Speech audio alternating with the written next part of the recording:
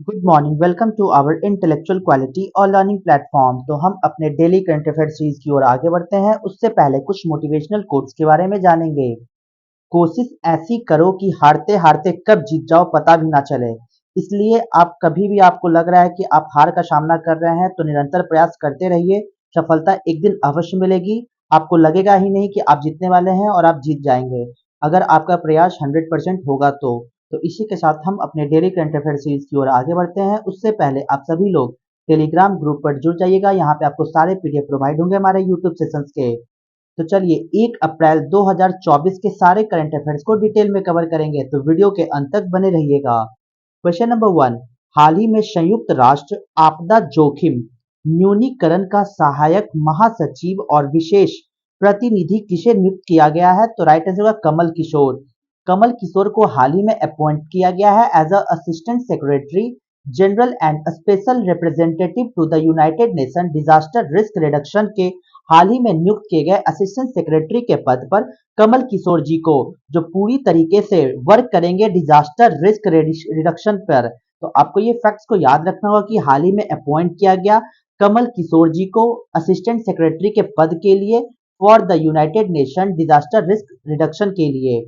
तो जानते हैं इनके डिटेल पॉइंट्स के बारे में।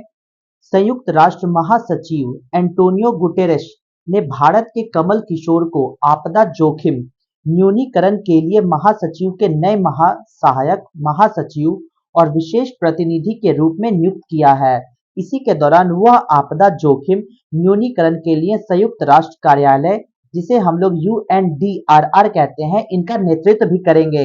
तो आपको ये पॉइंट्स को याद रखना होगा कि हाल ही में यूनाइटेड नेशन के जो सेक्रेटरी जनरल है एंटोनियो गुटेरेस, यहाँ पे इससे भी एग्जाम में डायरेक्ट क्वेश्चन बन सकता है कि यूनाइटेड नेशन का सेक्रेटरी जनरल के पद पर अभी कौन नियुक्त है? तो राइट आंसर हो जाएगा एंटोनियो गुटेरेस।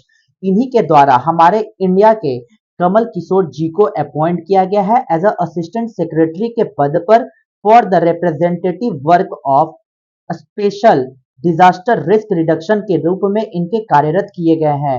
इसी के दौरान आपको ये भी पॉइंट्स को याद रखना होगा कि किसको रिप्लेस कर कर ये असिस्टेंट सेक्रेटरी के पद पर नियुक्त हुए हैं। तो श्री किशोर जी जापान के मामी मिजू टोरी को स्थान लेंगे। उनको रिप्लेस कर कर हमारे कमल किशोर जी असिस्टेंट सेक्रेटरी के पद पर नियुक्त किए गए। इसी के दौरान कमल किशोर के पास वैश्विक, क्षेत्रीय, राष्ट्रीय और स्थानीय स्तर पर आपदा जोखिम न्यूनीकरण, जलवायु कार्रवाई और सतत विकास में लगभग 30 वर्षों का अनुभव है और उन्होंने सरकार, संयुक्त राष्ट्र और नागरिक समाज संगठनों में काम भी किया है। इस वजह से इनको हाल ही में यूनाइटेड नेशन के सेक्रेटरी जनरल एंटोनियो गुटेरेस जी के द्वारा अपॉइंट किया गया हमारे भारतीय कमल किशोर जी को as a new assistant secretary के पद पर। तो चलते हैं नेक्स्ट क्वेश्चन नंबर 2 की ओर।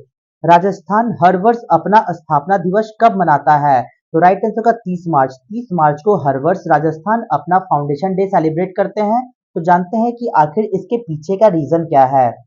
राजस्थान दिवस हर साल 30 मार्च को स्थापना दिवस के रूप में मनाया जाता है, क्योंकि यह उस दिन की याद दिलाता है जब राज्य 19 रियासतों से एक संघीय इकाई के रूप में अस्तित्व में आया था।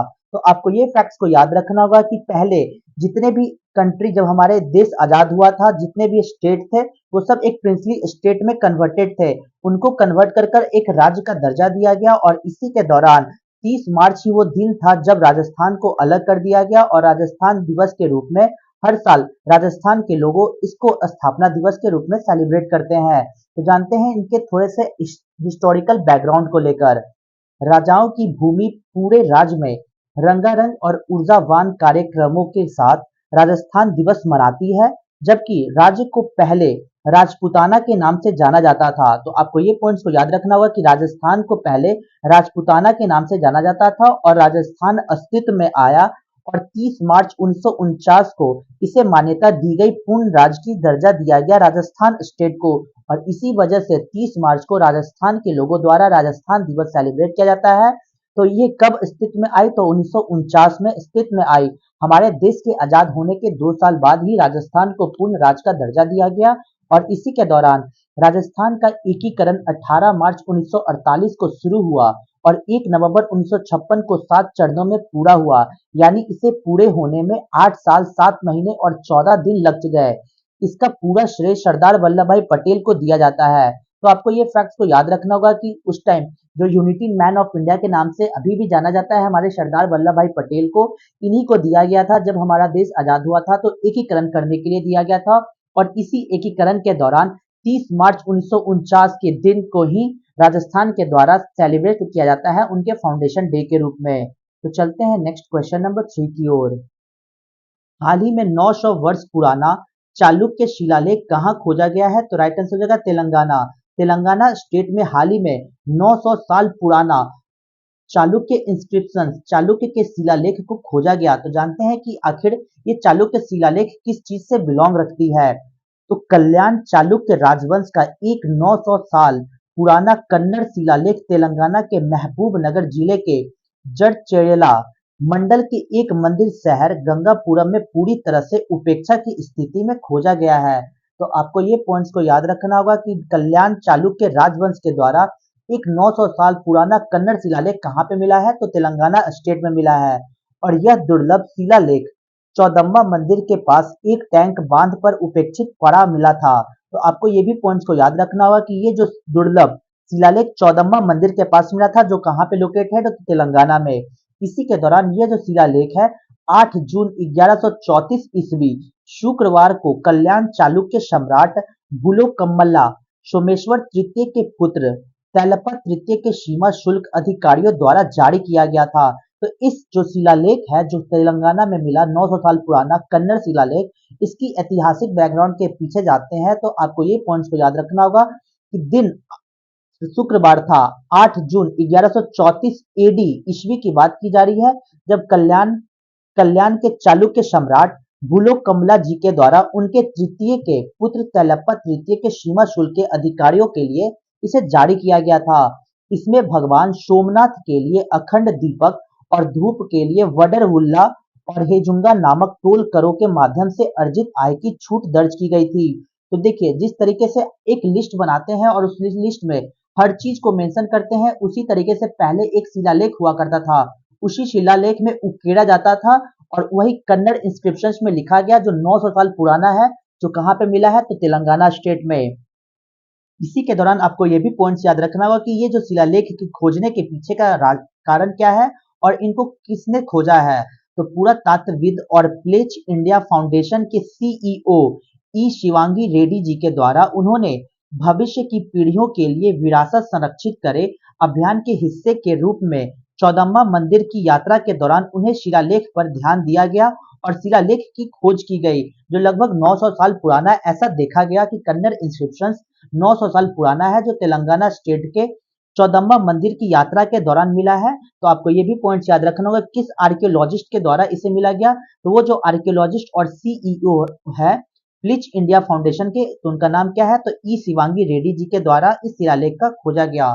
तो ये सारे फैक्ट्स को आपको याद रखना होगा, लेकिन मेन पॉइंट्स यही है कि 900 साल ओल्ड कन्नड़ इंस्क्रिप्शंस कहाँ पे मिला है? तो तेलंगाना स्टेट पे। वो किस शासक का बिलोंग रखते थे, किस शासक से बिलोंग रखते थे? तो आपको ये पॉइंट्स याद रखना होगा। कन्नड़ इंस्क्रिप्शंस ये कल्याण चालुक्य डायनेस्टी के संबंध रखते थे। तो चलते हैं इसी के साथ क्वेश्चन नंबर 4 की ओर। हाल ही में अदानी पोर्ट्स ने किस राज्य के गोपालपुर बंदरगाह का 3,350 करोड़ में अधिग्रहण किया है? तो राइट आंसर होगा उड़ीसा। उड़ीसा स्टेट में हाल ही में अदानी पोर्ट के द्वारा एक्वायर किया गया गोपालपुर पोर्ट, जो पूरी तरीके से 3,350 करोड़ की लागत से अदानी पोर्ट के द्वारा गोपालपुर पोर्ट को एक्वायर कर लिया गया है। और गोपालपुर पोर्ट कहाँ पे लोकेटेड है? तो उड़ीसा में लोकेटेड है। जानते हैं इनके डिटेल पॉइंट्स के बारे में।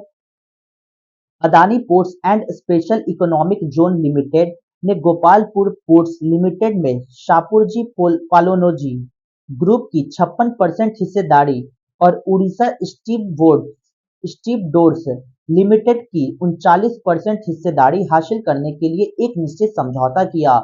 यह अदानी पोर्ट का पूर्वी तट पर बहुउद्देशीय सुविधा का छठा अधिग्रहण है, जहां इसकी क्षमता पहले से लगभग 247 MMTPA, जिसे हम लोग मिलियन मेट्रिक टन प्रति वर्ष कहेंगे, जो गोपालपुर बंदरगाह 20 million metric ton per annum और जोड़ेगा। तो ये पॉइंट्स को याद रखना होगा कि अदानी पोर्ट्स के द्वारा हाल ही में एक्वायर कर लिया गया गोपालपुर पोर्ट लिमिटेड को, जो कहाँ पे लोकेटेड है, उड़ीसा में लोकेटेड है। इसी के दौरान पिछले कुछ महीनों में ये देखा जा रहा है कि विविध निर्माण और बुनियादी ढांचे, रियल एस्टेट और ऊर्जा समूह से यह दूसरा बंदरगाह विनिवेश हुआ, यानी डिसइन्वेस्टमेंट किया गया। इससे पहले उसने अपने धर्मतर पोर्ट को 710 करोड़ के उद्यम मूल्य पर जेएसडब्ल्यू इंफ्रास्ट्रक्चर लिमिटेड को बेच दिया था। तो आपको ये पॉइंट्स को याद रखना होगा कि हाल ही में अदानी पोर्ट्स ने किस पोर्ट्स को खरीदा है, तो गोपालपुर पोर्ट लिमिटेड को खरीदा है, जो कहाँ पे लोकेटेड है, तो उड़ीसा में लोकेटेड है। तो चलते हैं इसी के साथ क्वेश्चन नंबर 5 की ओर।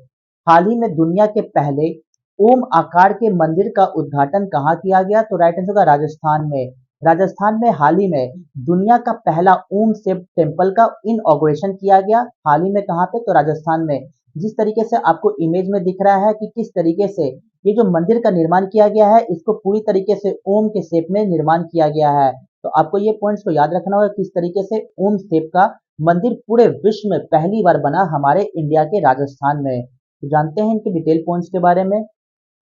राजस्थान के पाली जिले के जाडन गांव में दुनिया के पहले ओम आकार के मंदिर का उद्घाटन किया गया, और यह मंदिर इस प्रतिष्ठित रूप में डिजाइन किया गया कि दुनिया का यह पहला मंदिर बनकर उभरा है।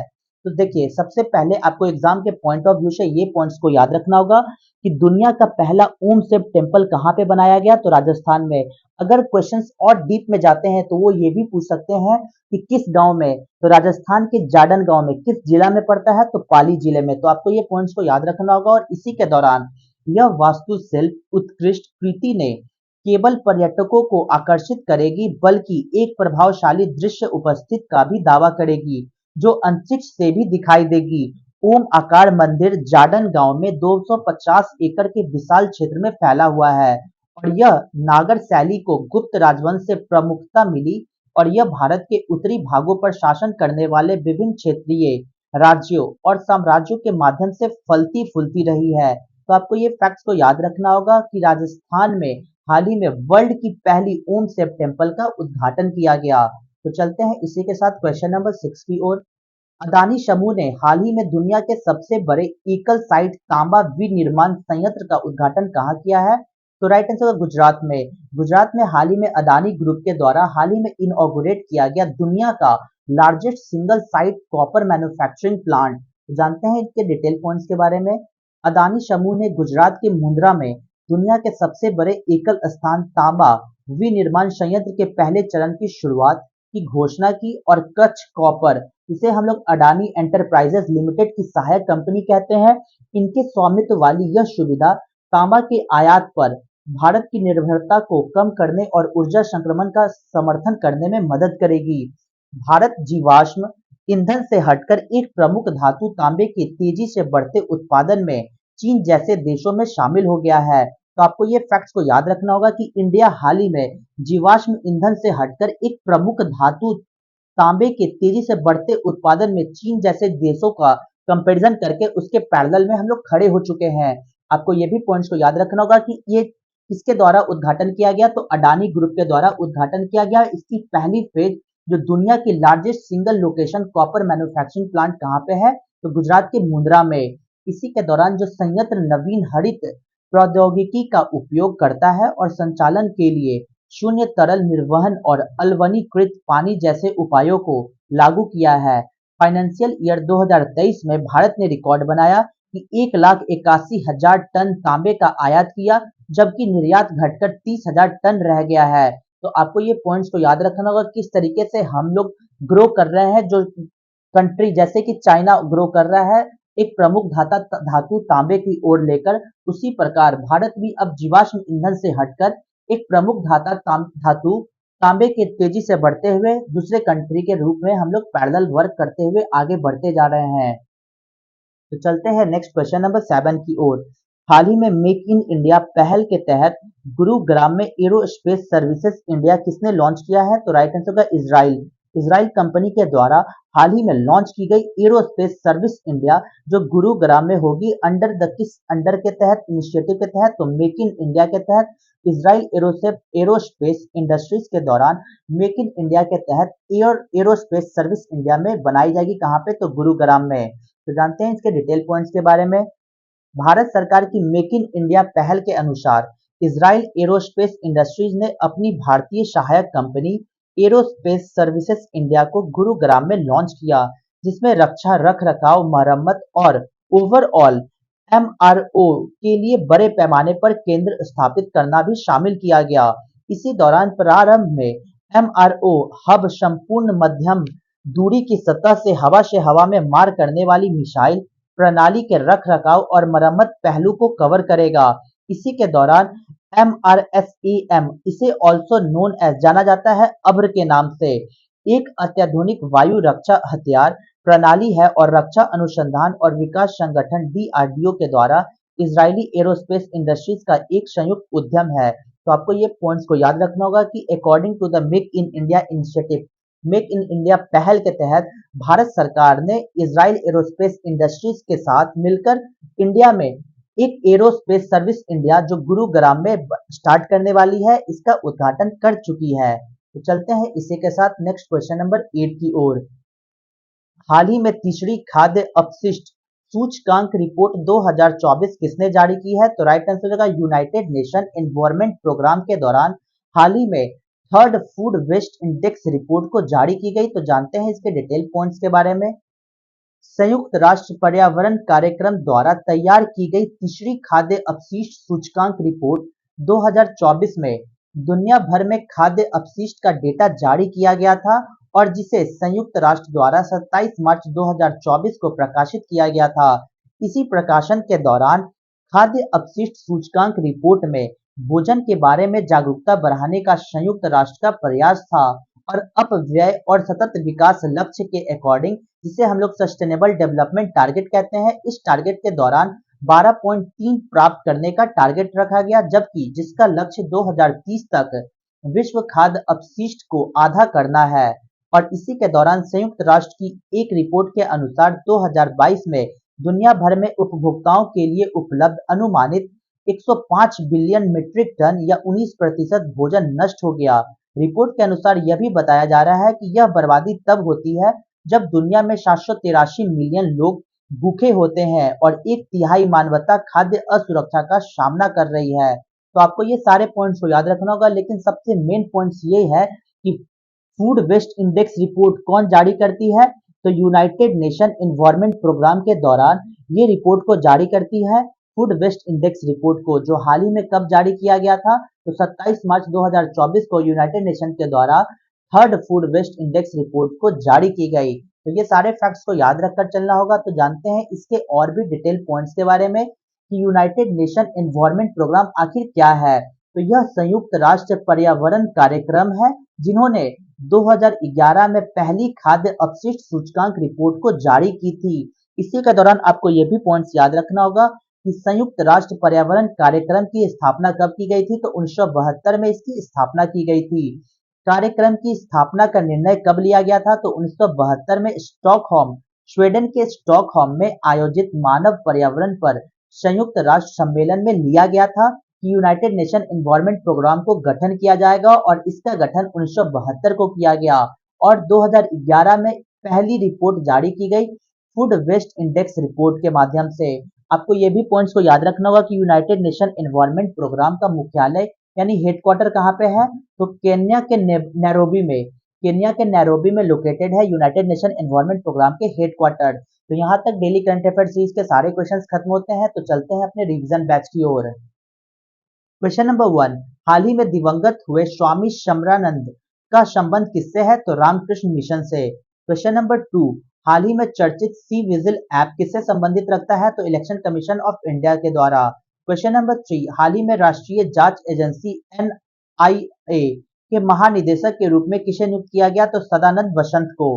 क्वेश्चन नंबर 4, हाल ही में चर्चा में रही फ्रांसिस स्कॉट ब्रिज ढहने की घटना कहाँ की गई? तो यूनाइटेड स्टेट ऑफ अमेरिका में। क्वेश्चन नंबर 5, हाल ही में इंडियन प्रीमियर लीग के इतिहास में सर्वाधिक स्कोर किसने बनाया? तो सनराइजर्स हैदराबाद ने। क्वेश्चन नंबर 6, हाल ही में समलैंगिक विवाह विधेयक पारित करने वाला पहला दक्षिण पूर्व एशिया देश कौन सा बना है? तो थाईलैंड। क्वेश्चन नंबर 7, हाल ही में पहला परमाणु ऊर्जा शिखर सम्मेलन कहाँ आयोजित किया गया? तो ब्रुसेल्स में। क्वेश्चन नंबर 8, हाल ही में अंतर्राष्ट्रीय फुटबॉल में 150 मैच खेलने की उपलब्धि हासिल करने वाले पहले भारतीय खिलाड़ी सुनील छेत्री बने हैं। तो चलते हैं अपने क्वेश्चंस ऑफ द डे में। तो आज का हमारा क्वेश्चन क्या है? Recently, which operation has the Indian government started to evacuate its citizens from Haiti? हाल ही में भारत सरकार ने हैती से अपने नागरिकों को निकालने के लिए कौन सा अभियान शुरू किया है?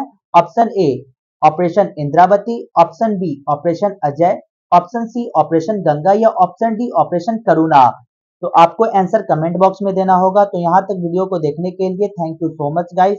वीडियो को ज़्यादा हो सके तो लाइक शेयर और सब्सक्राइब करें ताकि और भी कंटेंट आपके पास पहुंच जाए। जय हिंद जय भारत दोस्तों।